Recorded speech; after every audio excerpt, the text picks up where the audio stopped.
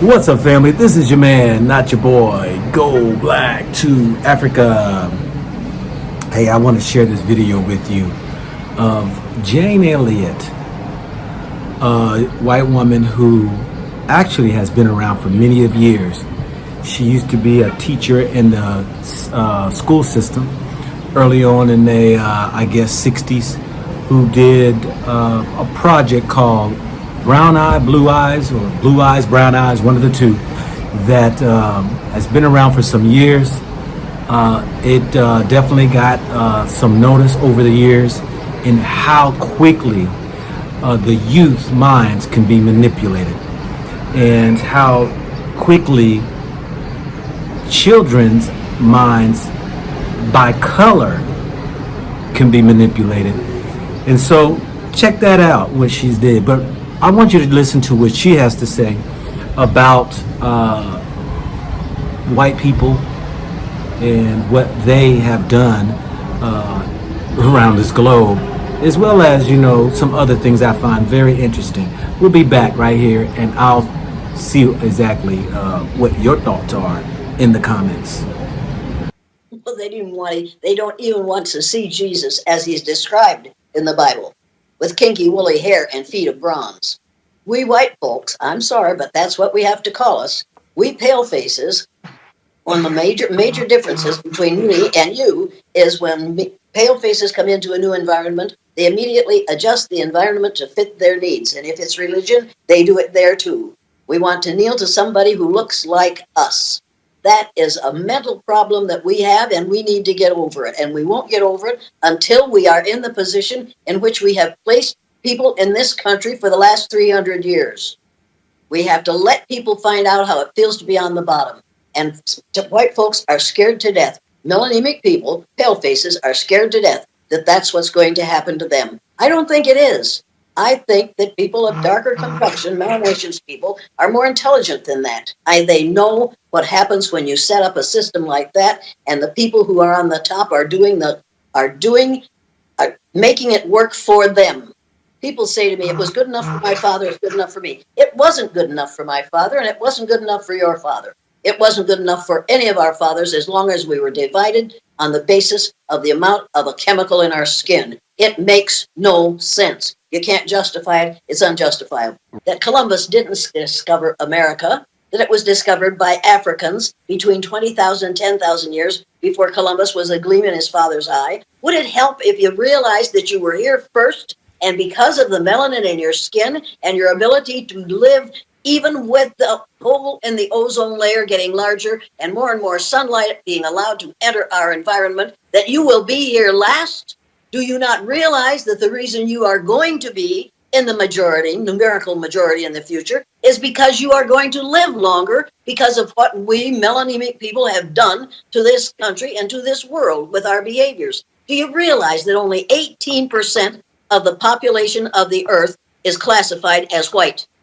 18%. We have been in the minority all these years, and we are determined that we are not going to be the numerical minority in the United States of America. To fight that is to fight the inevitable. It is coming. We've got to get melanemic people used to the idea that if they would trace their DNA back far enough, they would find that a part of their DNA, a percentage of their DNA, came from a country in Africa. We are all from the same place, whether we want to admit it or not. But it isn't only black Republicans who won't say that. It's pale-faced Republicans who won't say it too. You have to realize this is not a problem that is caused by people who are melanaceous. It's a problem that's caused by these melanemic people who have had power for a long time, have used it badly, and who do not want to be in the position of being powerless, and they will do whatever they have to do to see to it that they maintain their power. If you read the book, The System, and you realize that the boys who are on the Business Roundtable are running this whole thing and telling Mr. Trump, whose name I hate to say, but they are telling him what to do, and he's doing exactly what they tell him to. And that's the reason they're in good shape and the rest of us are suffering. We're discussing a problem that need never have been in this country. It didn't have to start, but it did, because people in the South wanted to make money, and they didn't want to, and they couldn't enslave the natives because they couldn't tell the natives apart. So they bought people from the slave traders in Hull, England, and brought them to this country.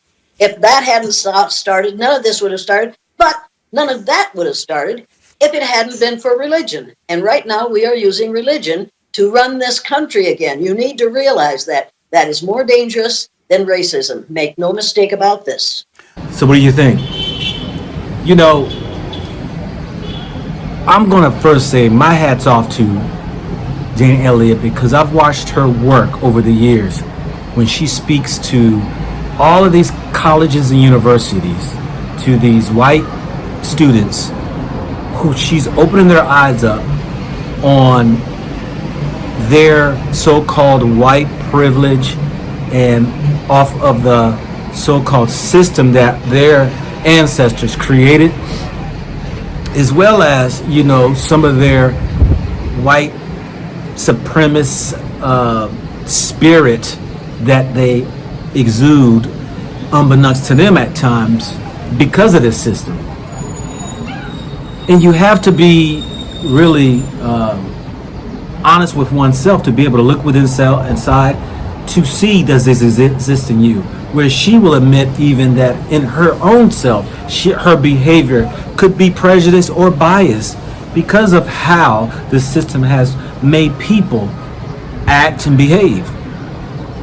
You know, giving my hat off to her is a sign of respect, because I know that she has taken death threats over the years from her own people by opening up and disclosing what goes on behind the scenes that we don't know.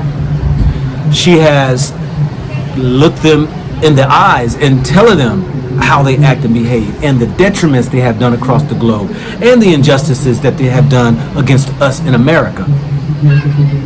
It behooves each and every one of us to even just, you know, realize that in life we do have some of those white folks who have gone out on a limb, putting their own life on the line to be able to speak up and talk about these topics and having conversations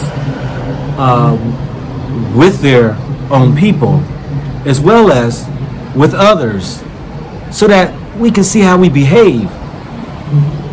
That's respect from me. I've said this time and time again, and you know, most people think I'm prejudiced. They think I have a biased outlook against Europeans. And I've said it time and time again. Just because I'm exposing the wrongdoings, the behaviors, the injustices of a system, whether it's in Europe, UK, Canada, America, or around this globe,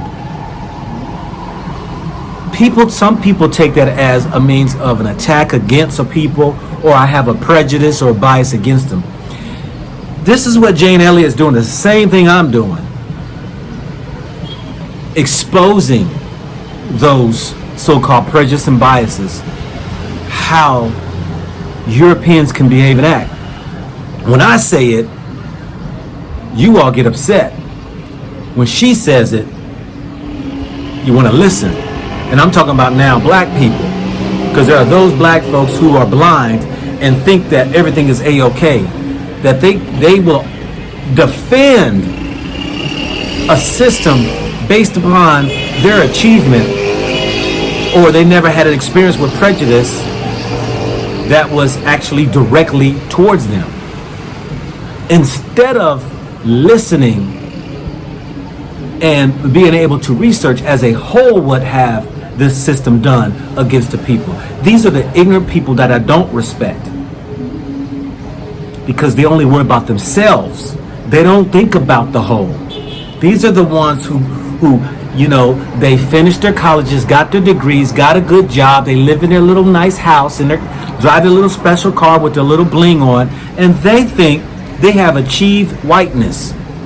They think they have achieved the bar because of what they said.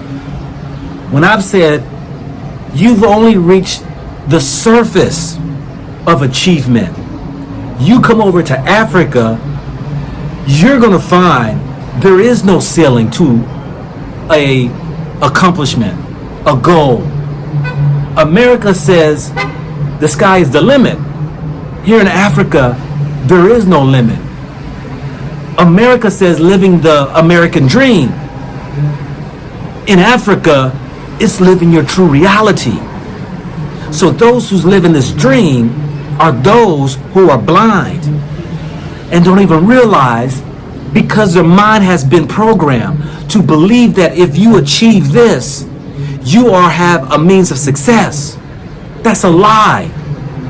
You will never reach your full potential if you keep believing in a system that has given you a bar that you should reach, or giving you indicators that you have achieved based upon a piece of paper you hang on your wall, or the amount of money that you think that is enough for you, or the type of material gains that you have.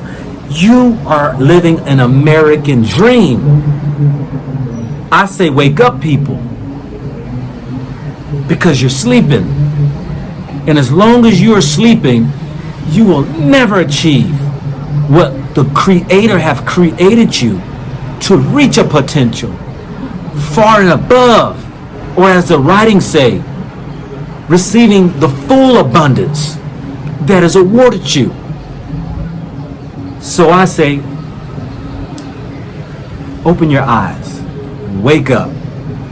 It's time now to seek other land, other possibilities and opportunities, so that you know that at the end of your life,